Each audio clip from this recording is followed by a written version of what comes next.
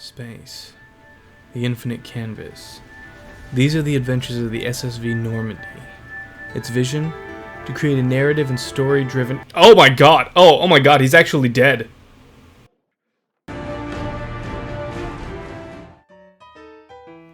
Hello everyone and welcome back to another episode of Young Dad Gaming Reviews, the series where I recount, review and reminisce the games that I grew up on, as well as decide whether if my son will be growing up with the same games, and which one should be avoided for now due to extreme violence, or because the game just sucks. Next up, Mass Effect 2. We're at war. No one wants to admit it, but humanity is under attack. The follow-up sequel to the critically acclaimed Mass Effect. Released in 2010, Mass Effect 2 had some outright crazy shoes to fill. With the incredibly detailed world that was built by its predecessor, does Mass Effect 2 live up to its older brother, or is the sequel a few stars short of a full solar system? Well, let's engage our FTL engines, activate our Mass Effect core drives, and let's see if she's given us all she's got, Captain. I'm giving her all she's got, Captain! If I push it any harder, the whole thing will blow! Cruiser is changing course. Beginning with Shepard and his crew continuing their hunt for more clues and details about the inevitable return of the Reapers, an ancient race that causes the extinction of all life every 50,000 years, an unknown derelict ship appears out of nowhere and completely obliterates the SR Normandy. Luckily for Shepard and his crew, there are plenty of life pods for everyone. Except for him. And her. Joker, however, gets his own pod to share with Shepard. Or not. Shepard unfortunately doesn't make it, leaving Joker to become the main character and vowing to save the day. Maybe not.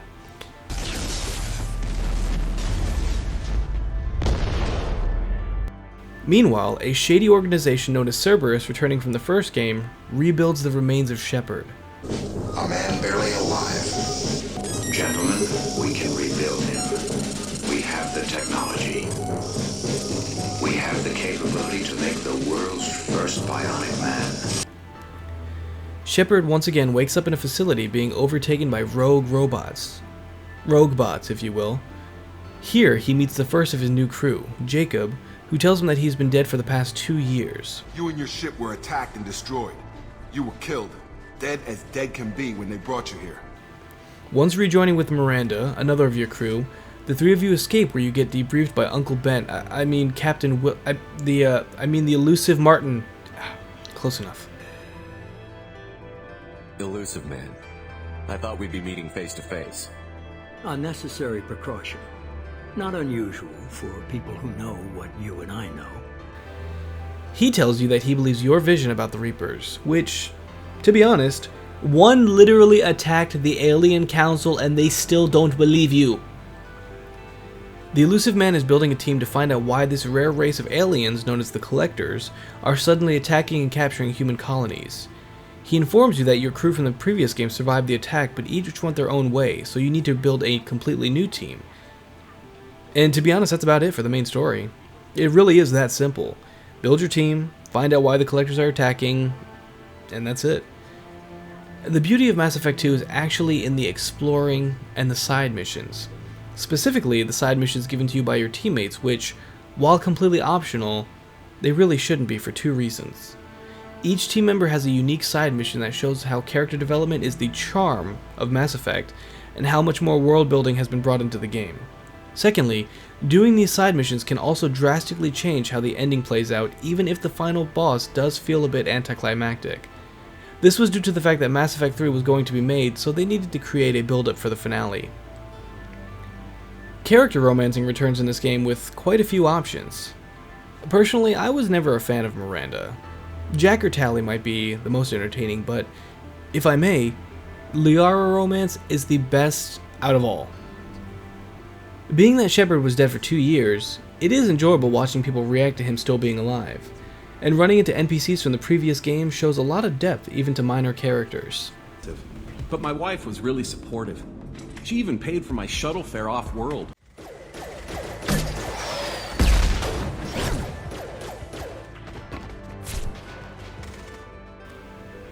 One of the biggest gripes about the first Mass Effect game is how difficult it is for new players to get involved, as it has aged a bit like milk with a fine film of jank all over it.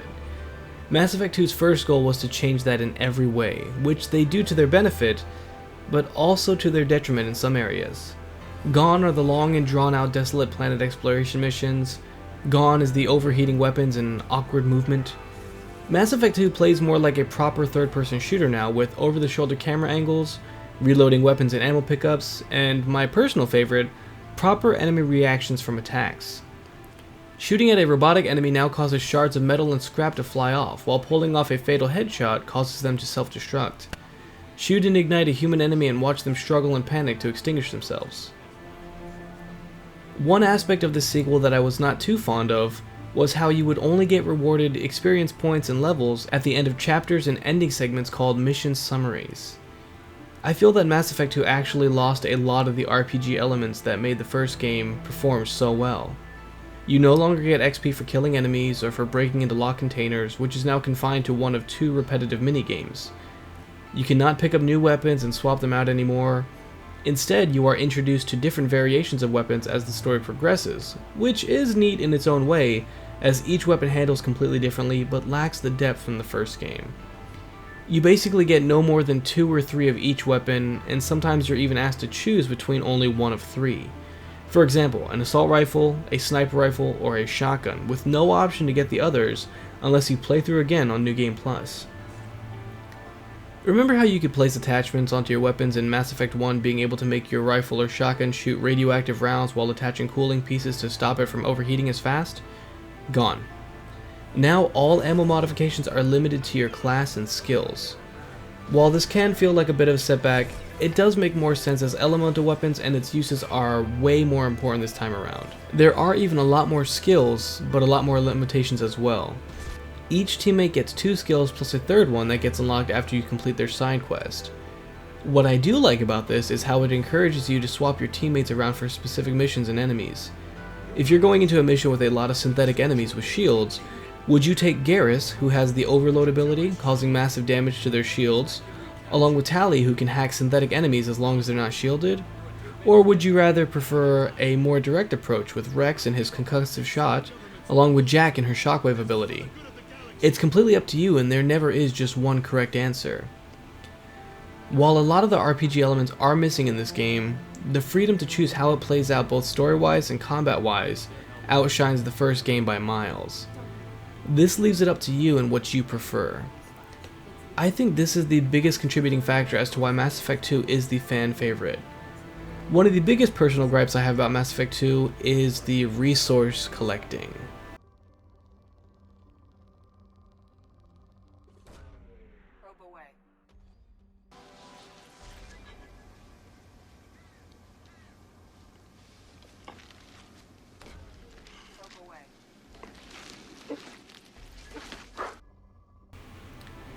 While the many missions of driving on desolate planets and completing the same objectives over and over from Mass Effect 1 does get old after a while, the probe launching gets old after your 3rd planet. And how many planets are in Mass Effect 2? Including all the main story missions, derelict ships you can explore, basically everything you can interact with, totals up to, and I had to count this all by myself, by the way, since I couldn't find the answer anywhere online. You're welcome. 295 different planets and ships you can interact with. There are roughly 19 planets you have to land on for the story, but that still leaves us with about 276 different planets to interact with. Luckily, you don't have to probe each planet from Polotem to Uranus. Probing Uranus. But the items you need to purchase with those resources are quite important and quite expensive as well.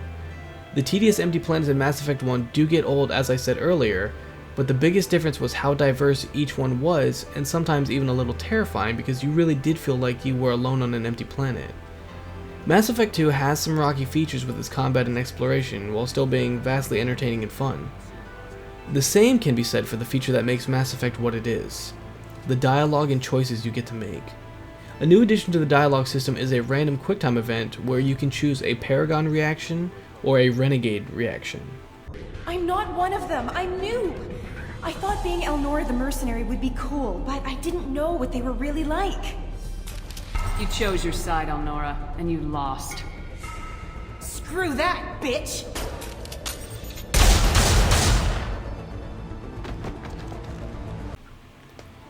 There is so much talking in this game, but unlike the first game, many characters actually emote this time around and sound so varied from each other.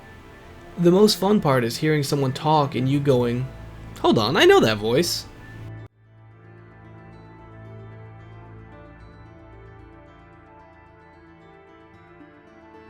I was told you're the person to talk to if I have questions. They're clean. Depends on the questions. You run Omega?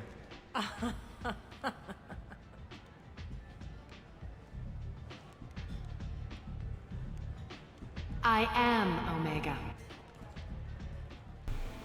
Mass Effect was such a big hit with even celebrities that many of them were either asked to join or asked themselves. Seth Green returns as Joker and actually even gets to steal the spotlight a few times. My favorite street brawler, Keith David, is back as Captain Anderson. What the hell is that? It's our world's best effort, that's what.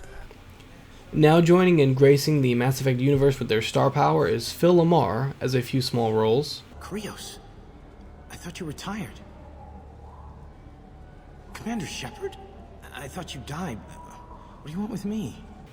Claudia Black, who you might recognize as Chloe from Uncharted. Are you certain that speaking to me is appropriate? Let's not forget who walked out on whom. After all, you don't get to be jealous. Wait a minute, Chloe. Or even from Pitch Black. If we need anything from the crash ship, I suggest we kick on. Carrie Ann Moss, Trinity from The Matrix, being an absolute badass as Arya, showing that she can act with emotion. Don't fuck with Arya. And finally, Martin Sheen as the elusive man who does such a good job. I feel the game does not use him enough. Even saving the Council, humanity has the trust of the entire galaxy. And still, it's not enough. Our sacrifices have earned the Council's gratitude, but Shepard remains our best hope. The one actor in this entire game who really gave it their all was Mr. Mark Meer himself. Now emoting properly, but not just properly, actually given opportunities and dialogue to do so. Some of the lines delivered by Mr. Meer in the sequel can sometimes really hit you in the feels.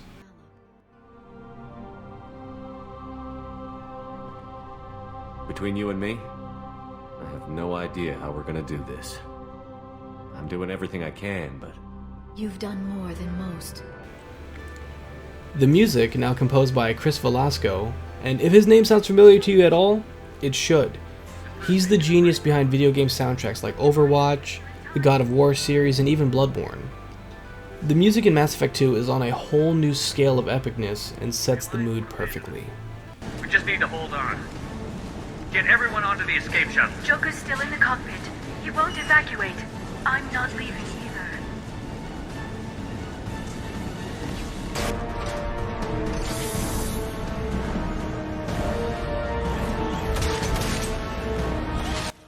While still running on the Unreal Engine 3, the visual improvements of this game really stand out as one of the biggest strengths to Mass Effect 2. The dynamic lighting has gotten a bit more J.J. Abrams with its lens flare, but it's still very engaging. On top of the improved graphics, cutscenes now have a much better cinematic camera style with better transitions, pan shots, and rapid zoom-ins. NPC characters are now much more diverse, but this is also due to the fact that you engage more with aliens and with newer different species such as the Drell, Batarians, which were only introduced in a DLC mission in the first game, and the Vorcha, who are used as nothing more than a new enemy type. Again, each species is diverse and unique even in their own races thanks to the updated character editor. Every character and NPC looks different in some unique way. Out of all the visual improvements this game brought, the FMVs are the most visually impressive and welcome addition to this franchise. I'm excited to see how these FMVs and locations are going to look in the Legendary Edition. Overall, I'm Commander Shepard, and is this my favorite game on the Citadel?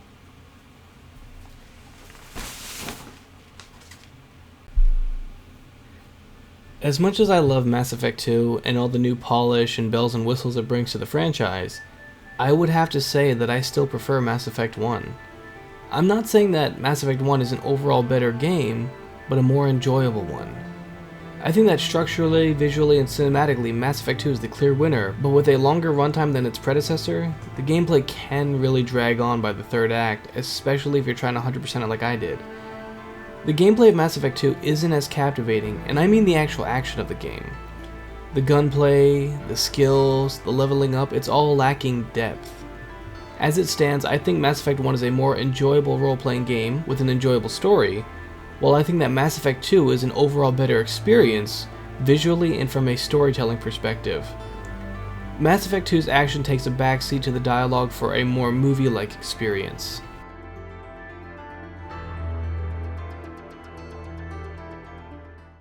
Overall, I give Mass Effect 2 a solid 4.5 out of 5. I know I said that Mass Effect 2 is an overall better experience than the first game, even though I gave that one a perfect score. The way Mass Effect 1 captured me and really made me feel like a space captain facing the greatest threat in the galaxy, Mass Effect 2 didn't grab me in the same way. I didn't feel as captivated or as threatened by the dangers of the galaxy. I felt more like I was watching a movie than I was actually playing a game.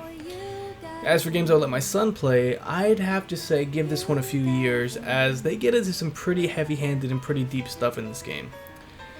As for nostalgia value, I still remember playing this game at my parents' house on a shoddy little maybe 10-inch TV with RCA cables. I didn't know about HDMI at the time, so the quality was terrible. I couldn't even read the subtitles of the text because it was so small and blurry. But yeah, it just makes me feel like I'm back there when I was younger. Also, Mass Effect 2 was the game that I was playing when my Xbox Red ringed for the very first time. I thought that disc was cursed and it broke my Xbox.